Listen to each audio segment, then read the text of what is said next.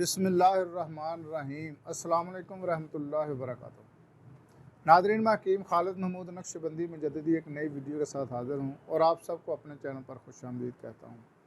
ناظرین، چینل کو سبسکرائب کریں اور بیل آئیکن ضرور دبائیں تاکہ آپ کو ہر روز نئی آنے والی ویڈیو سب سے پہلے مل سکے۔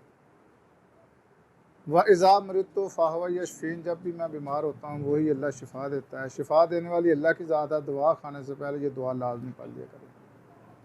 ناظرین، آج کا میرا موضوع ہے دست، لوز موشن، پخانے لگنا۔ اگر دست آ رہے ہوں، بہت زیادہ دست آنے سے پتہ آپ کتنی کمزوری ہو جاتی ہے۔ آدمی کا جو خون ہے، وائٹ سیل جو ہے نا، وہ ہیضے کی شکایت ہو یا ویسے بار بار دست آؤں تو وائٹ سیل بہت جلد کم ہو جاتے ہیں جسم میں اور آدمی کو کمزوری ہونا شروع ہو جاتی ہے۔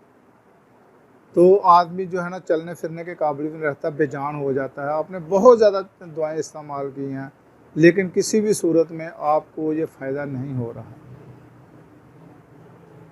آپ نے لگاتار بے شمار نسخے استعمال کیے ہیں، ٹوٹکے استعمال کیے ہیں، ڈاکٹروں سے دوائی لی ہے، کیمو سے لی ہے، لیکن آپ کو فائدہ نہیں ہو رہا، بچوں کو فائدہ نہیں ہو رہا۔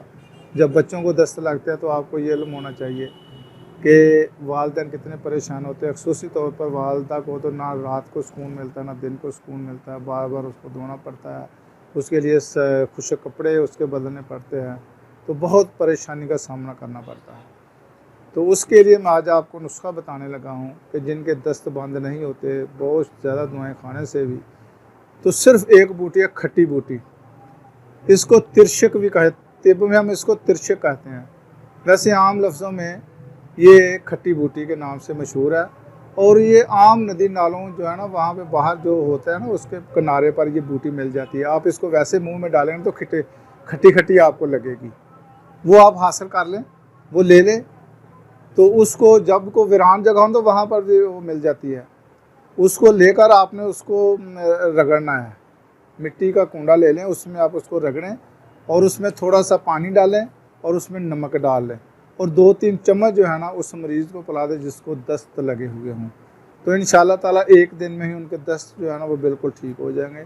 یہ بہت ہی مجرب اور آزمودہ نسخہ ہے، آپ اس کو آزمائیں اور فائدہ حاصل کریں۔ خدا حافظ۔ السلام علیکم ورحمۃ اللہ وبرکاتہ۔